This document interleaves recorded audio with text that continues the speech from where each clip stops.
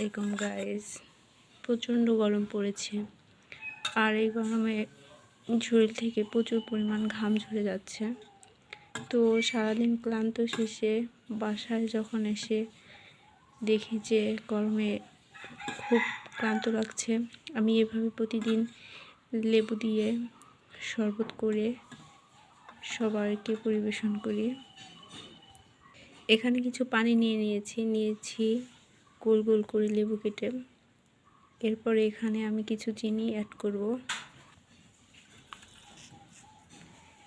চিনি অ্যাড করে কিছুক্ষণ এটাকে ভালো করে নেড়ে চেড়ে ফ্রিজে রেখে দেবো। একটু ঠান্ডা হলে খেতে ভালো লাগবে। এভাবে হাতার সাহায্যে আমি নেড়ে